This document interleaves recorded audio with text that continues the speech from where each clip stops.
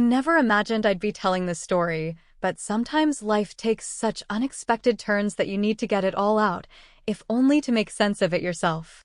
My name is Natalie, and at 38, I've experienced more highs and lows than I ever thought possible. The world I once knew has fallen apart, leaving me to pick up the pieces and try to understand where it all went wrong. Let me start from the beginning. A year ago, I finalized my divorce from Daniel, my ex-husband. Despite what most people assume, we managed to keep things civil. Daniel was, and still is, a wealthy man, and he was generous in the settlement. He left me our spacious house in the suburbs, where I live with our son, Jake, and an apartment downtown that brings in steady rental income.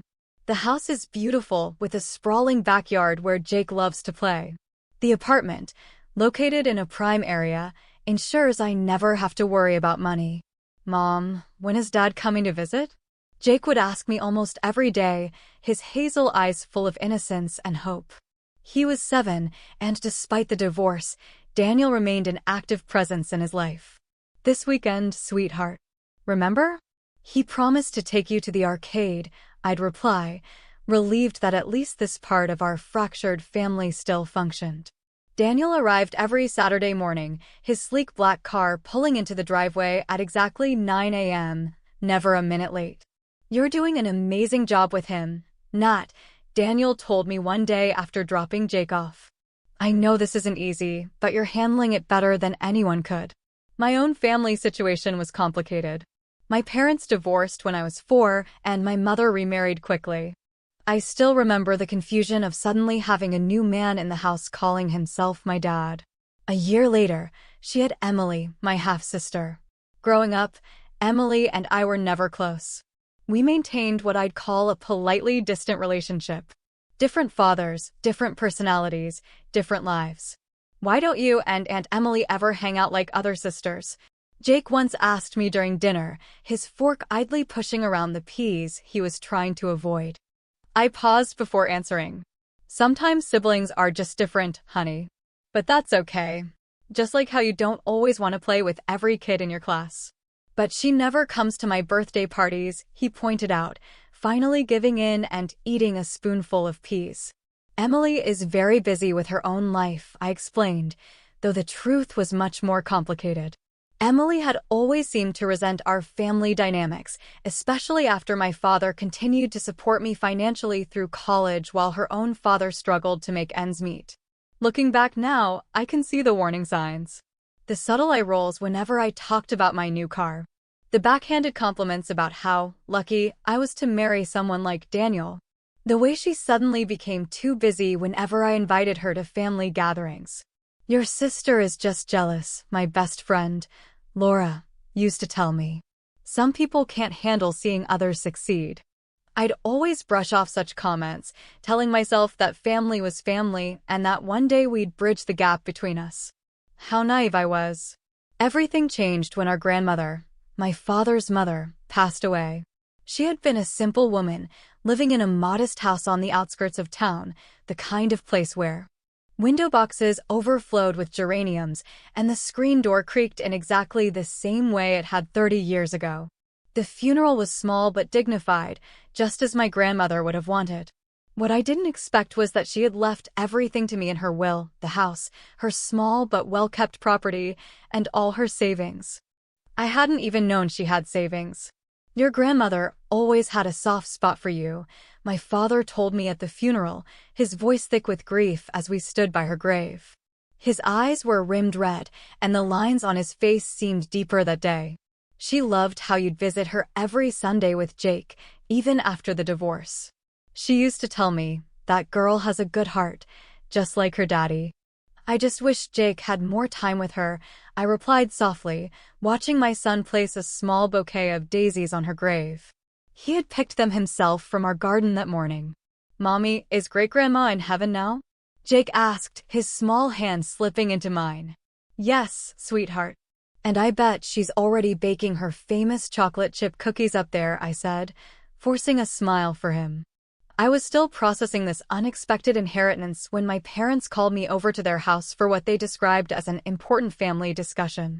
The moment I walked in, I could feel the tension in the air. The house smelled of my mother's signature pot roast, but the usual warmth of home was overshadowed by an unmistakable atmosphere of confrontation. She sat me down at the kitchen table, the same one where we had shared countless family dinners. The scratches on the wooden surface from Emily's teenage years were still there, permanent reminders of our childhood. "Would you like some coffee?" my mother asked, already pouring me a cup in the blue mug she knew was my favorite. It was an old habit of hers, offering comfort before delivering bad news. "We need to talk about your grandmother's house," she began, her voice carrying that particular tone I'd learned to be wary of since childhood. "What about it?" I asked, already feeling defensive as I wrapped my hands around the warm mug, bracing myself.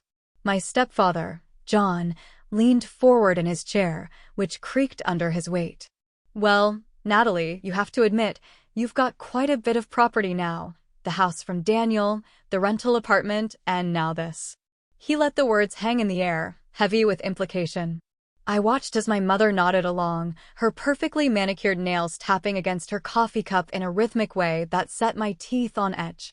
"Emily's been struggling, you know," my mother continued, her voice taking on that coaxing, persuasive tone she had perfected over the years. "She's been renting that tiny apartment for years. It's barely bigger than a closet, really. And with her salary at the city administration, well, you know how government jobs pay." I sat silently, watching the steam rise from my untouched coffee. We thought, well, wouldn't it be fair if you gave her grandma's house?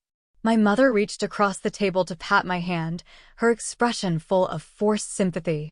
"After all, you've been so blessed, Natalie," she added. "And Emily, she's had it rough." John chimed in, attempting what he probably thought was a persuasive smile. "It's not like it's a particularly valuable property. You wouldn't really be losing much. And think how much it would mean to your sister."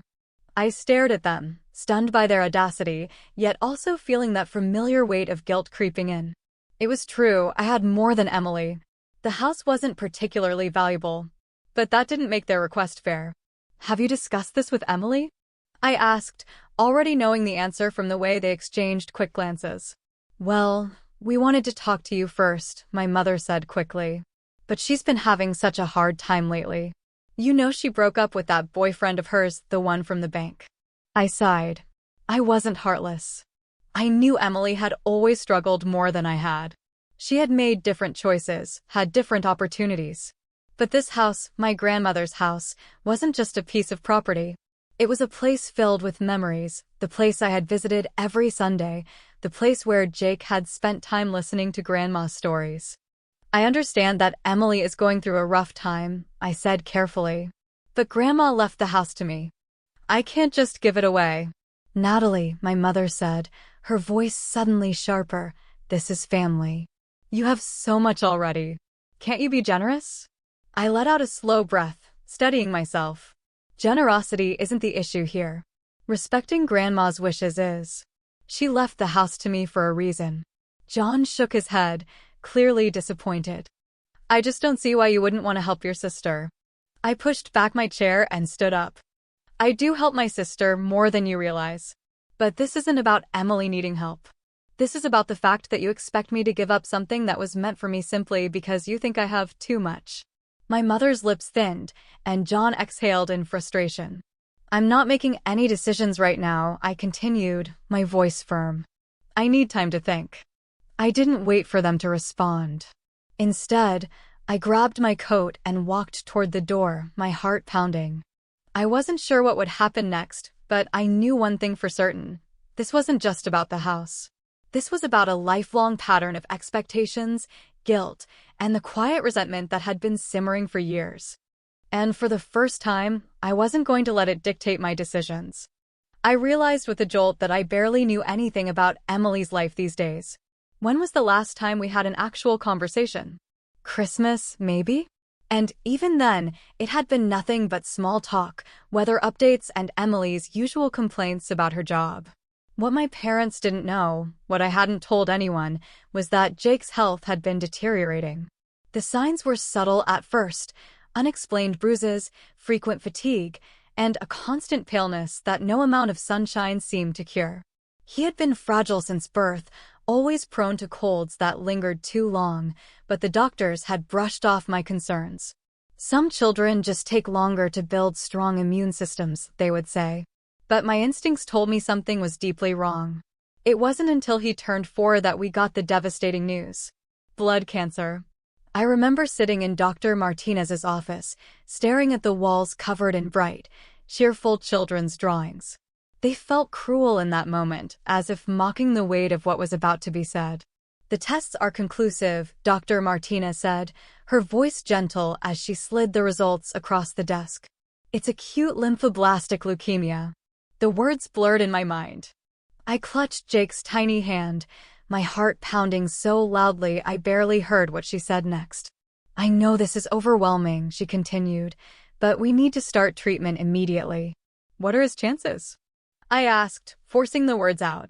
Dr. Martinez hesitated, and that pause told me more than anything she could have said. "Every case is different," she finally answered, but her eyes betrayed her uncertainty. "We're seeing some concerning patterns in his latest tests.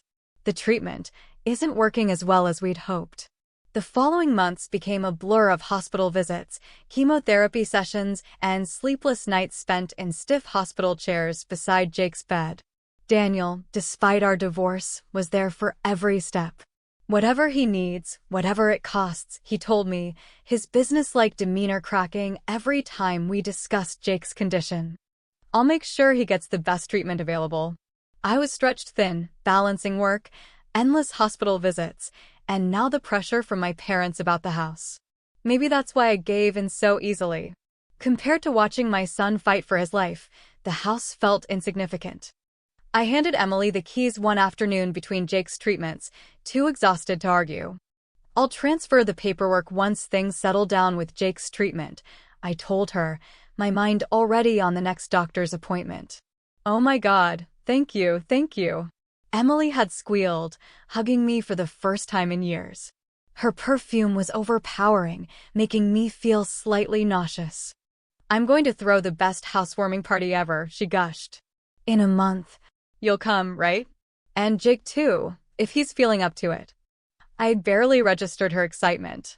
My thoughts were on Jake's latest test results, on how his face had grown paler, how he had stopped asking to play or go outside. "Mommy," he whispered one night in the hospital, his voice weak, "am I going to get better?" "Of course, sweetheart," I lied, stroking his soft, thinning hair. "You're the bravest boy I know." And for a moment, there was hope. Jake started responding to a new treatment protocol. His color improved, he ate more, and for the first time in months, he asked to play with his toys. "Mommy, can we go to the park this weekend?" he asked one morning, his hazel eyes bright with hope. My heart soared. It was the first time he'd wanted to go outside in so long.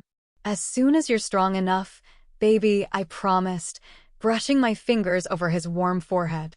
"We'll go to the park and feed the ducks, just like we used to. Can we invite Daddy too?" "Of course we can," I said, forcing down the lump in my throat. For the first time in months, I allowed myself to believe things were getting better. Then, a week later, everything collapsed. The call came at 3 a.m. The ringing jolted me from a restless sleep, and my stomach twisted the moment I answered.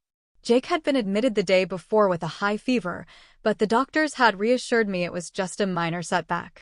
"Mrs. Peterson," the nurse's voice was professional, but there was an underlying softness, a carefulness that set every alarm off in my head. "You need to come to the hospital immediately. Jake's condition has deteriorated significantly." A bell rang in my head, loud and unrelenting. I don't remember the drive to the hospital, just a blur of streetlights streaking through the rain-slicked roads. I ran 3 red lights, but I didn't care. All I could think about was getting to Jake. By the time I arrived, it was too late. The doctors were already working on him, but I could see in their faces that they were fighting a losing battle. The room was a mess of machines and desperate movements, nurses speaking in urgent whispers. My heart pounded against my ribs, screaming for time to rewind, for one more chance to hold my baby and tell him everything would be okay. The next few hours were a nightmare, a blur of medical terms, desperate attempts to revive him, and, finally, silence.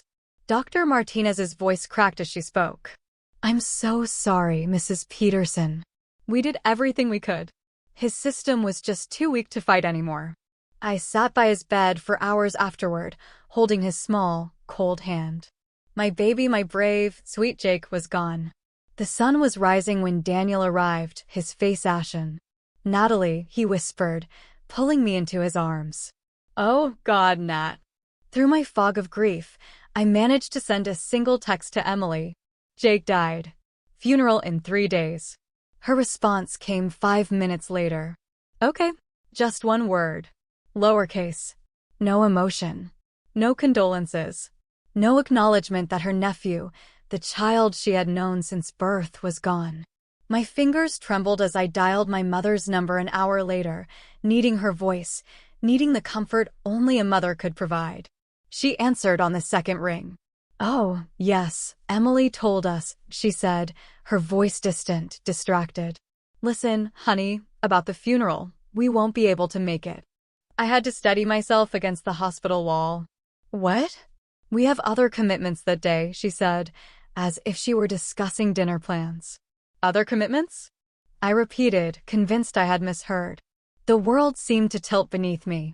"Yes, Emily's housewarming party is that day, and I promised to help her prepare."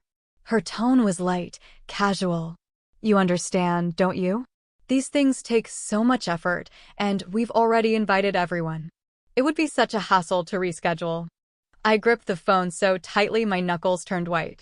"Mom," I said, my voice trembling. "This is Jake's funeral. Your grandson's funeral." "I know, dear, and it's very sad," she replied, still as detached as ever. "But life goes on, doesn't it? Emily has been planning this for weeks. We can't disappoint all her guests." My stomach twisted violently. My hands felt ice cold. I didn't understand. I couldn't understand. The world had stopped making sense the moment Jake's heart stopped beating, but this was beyond comprehension. How could my own mother choose a housewarming party over her grandson's funeral? My hands shook as I dialed Emily's number. She answered on the second ring. "Hey, Nat. What the hell are you thinking?" I demanded. My voice was raw, edged with a fury I hadn't even known I possessed. There was a pause. "What? Why are you having your party on the same day as Jake's funeral?" My breath came in sharp, uneven bursts. "Why, Emily, why would you do this?" "Because that's the day I want to have it," she said, her voice utterly indifferent. I could hear music playing in the background, the faint sound of her walking through what was supposed to be her new home. I squeezed my eyes shut, trying to steady myself. "Emily, this is my son's funeral." "My son? Your nephew? The little boy who used to make you birthday cards every year." My voice cracked, but I forced myself to keep going. "Can't you just move the party?" "Why should I?" she snapped. I heard something crash in the background. Maybe a glass, maybe a vase. I didn't care. "It's just a funeral," she said, her voice sharp, dismissive. "He's dead anyway. It doesn't matter to him when he goes in the ground." I gasped. My stomach lurched. "I'm alive," she continued, "and I want to celebrate my new house. Do you know how long I've waited for this?" The phone slipped from my numb fingers, clattering against the floor. Something inside me broke. Something else, something harder and colder, took its place. Had it all been an act?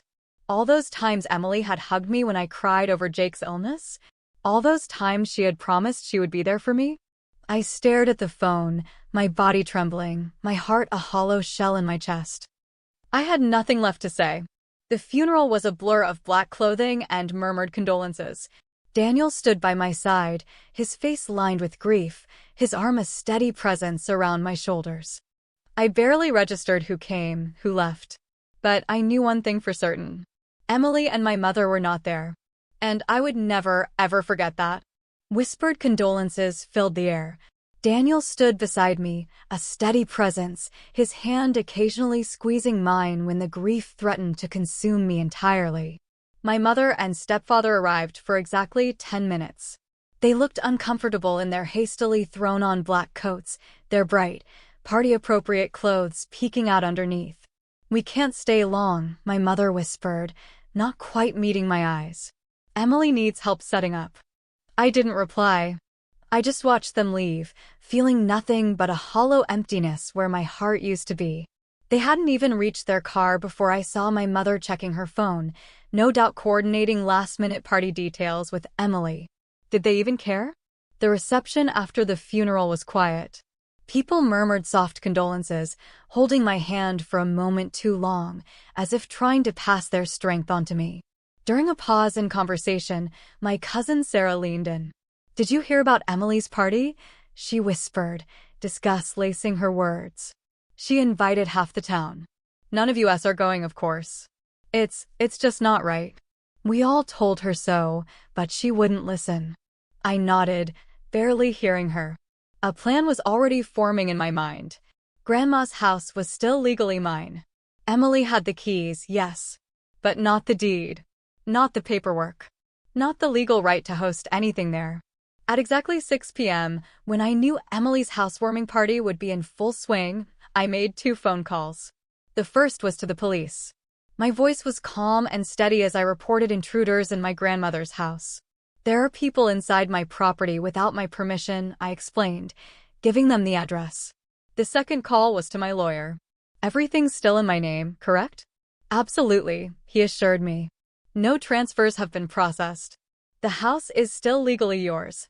I arrived just as the police did. Music blared from inside, some pop song about celebration and good times. Through the large windows, I could see people dancing, drinking, laughing. The scent of catered food and expensive perfume drifted into the night air.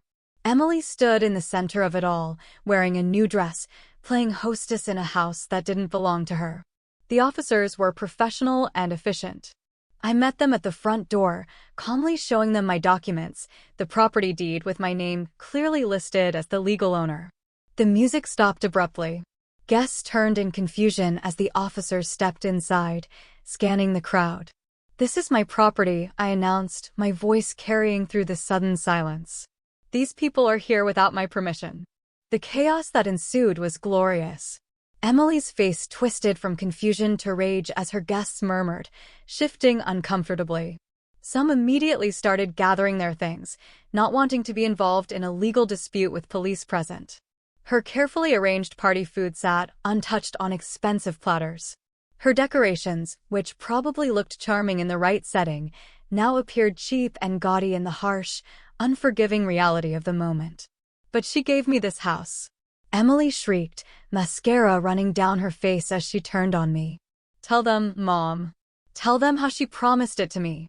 Our mother and stepfather tried to intervene, but without legal documents, their words were meaningless. They could only watch as Emily's perfect party fell apart around her. I stood in the center of the room, unshaken. "Show me the paperwork," I said simply. "Show me where I legally transferred this house to you." Silence. When the last guest had left and the police were gone, Emily snapped. She exploded, her face contorted in a rage I had never seen before. Every pretense of sisterly affection was gone, stripped away like old paint. "You stuck-up brat," she screamed, knocking over a vase in fury. Water and petals splattered across the floor. "You've always had everything. A rich husband, a big house, everyone's pity." Her voice cracked with hatred. "I hate you." I didn't move. Emily's eyes were wild as she took a step closer, shaking with rage. "I'm glad your husband left you," she spat. "And I'm glad your brat is dead." The words hit me like a physical blow. The room froze. I turned to my mother, expecting horror. Expecting shock. Expecting anything. Instead, she moved to stand beside Emily. Her face was hard, unflinching. "You've always been selfish, Natalie," she said coldly. "Always thinking you're better than everyone else, just because you married rich. Just because you had a sick child everyone felt sorry for." Something inside me shattered. For years, I had tried. For years, I had supported them. I had given Emily opportunities. I had let my mother's guilt-tripping control me. I had sacrificed my own peace just to keep the family together. But this was the end. I took a deep breath, something icy settling in my chest. I wasn't even angry anymore. I was just done. "No," I said, my voice quiet but sharp as glass. You're the selfish ones. I turned away, stepping over the broken vase, the spilled flowers, the wreckage of my old life. And I left. Because I was finally free. For years, I had supported them financially, $1,500 every month, without fail, deposited directly into their account.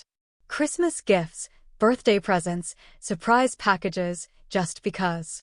The cruise I paid for last year. Mom's kitchen renovation. The car repairs for my stepfather's Mercedes. All while they consistently favored Emily. Made excuses for her behavior. Enabled her worst impulses. Not anymore. Let me make something very clear, I said, my voice steady and cold. From this moment on, the money stops. All of it. The monthly deposits, the gifts, the random acts of generosity you've come to expect. It's done. My mother's face went pale. You wouldn't dare. Wouldn't I? I took a step forward. You chose a housewarming party over your grandson's funeral. You're defending the person who celebrated my child's death. Watch me. John, my stepfather, stepped forward, his face red. Now, Natalie, let's not be hasty. We all say things we don't mean when we're upset. I mean every word. I cut him off. You won't see another penny from me. Ever. Get out of my house. All of you. And don't ever contact me again. My mother's voice cracked. You can't do this to us.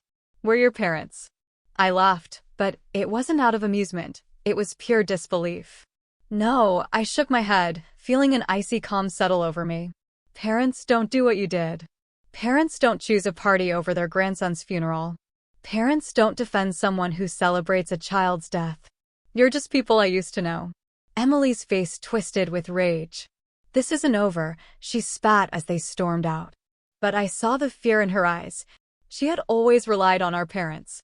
And now, I had just cut off their main source of income. The next day, social media exploded. My mother was on Facebook, posting about my cruelty, and Emily's tearful messages about being homeless started circulating.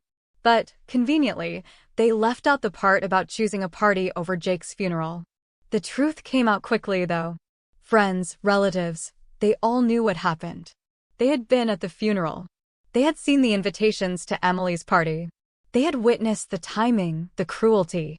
Who throws a party on the day of their nephew's funeral? My cousin Sarah commented publicly. And who helps prepare for that party instead of attending their grandson's funeral? Another relative added. Shame on all of you. The backlash was swift and merciless. Emily's tearful posts about sisterly betrayal were met with disgust and condemnation. Then, someone leaked how much financial support I had given them over the years. That's when the real damage started. People were furious. The comments turned brutal. Emily was forced to shut down her social media accounts. My mother, humiliated, deactivated hers. And just when I thought I was done with them, my neighbors called. Natalie, someone's breaking all the windows at your grandmother's house. Mrs. Jenkins, the sweet old woman who lived across the street, sounded shaken. I can hear the glass shattering. Thanks to the security cameras I had installed, I didn't have to guess who it was. Emily. The footage was crystal clear. Emily, in the dead of night, smashing every single window of the house. One by one. Her face twisted with pure hatred as she threw rocks through the glass, methodically destroying everything. I didn't hesitate. I pressed charges. When my mother called, begging me to reconsider, I felt nothing but cold satisfaction. You'll ruin her career, she wailed. She'll lose her job at the city administration. Think about her future. I laughed. A sharp, hollow sound. Like she thought about Jake's funeral? I said. Then I hung up. Emily was fired when the video went viral. The court ordered her to pay damages and substantial fines. Last I heard, she was unemployed and living with our parents. Her prestigious position at the city administration? Gone. Just another casualty of her own hatred. Some might call it cruel. But I feel no remorse. Because every time I visit Jake's grave, I remember Emily's words. Your brat. He's dead anyway. And the party. The decorations. The celebration.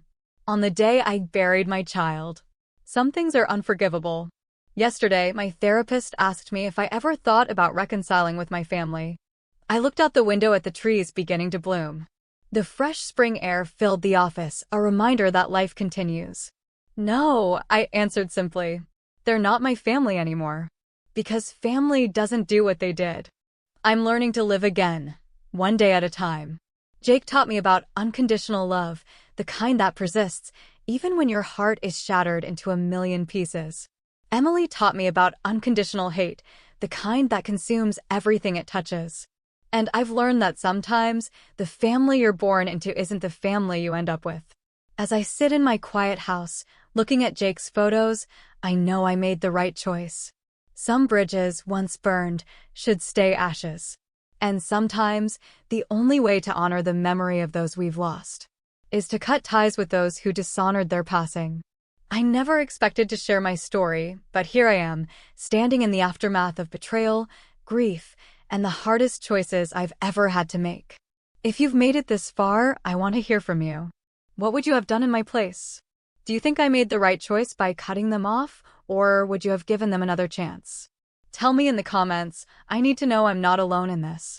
For so long, I let guilt, obligation, and the illusion of family control me.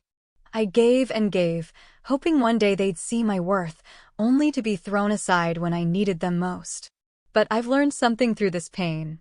Family isn't just blood. It's love, respect, and loyalty. I want you to think about the people in your life who truly stands by you, who would never abandon you in your darkest moments, and who only sticks around when they need something. If you've ever been in a situation where you were expected to give, to forgive, to tolerate the intolerable, know this: you don't have to. You don't have to set yourself on fire to keep others warm. You don't have to excuse cruelty just because someone shares your DNA. You deserve better. Tell me in the comments, have you ever walked away from a toxic family relationship? How did you find peace? What advice would you give to someone who feels trapped in the cycle of guilt? Let's create a space where we can support each other, because no one should go through this alone. If you've ever felt unseen, unheard, or used, know that I see you. I hear you. And together, we rise.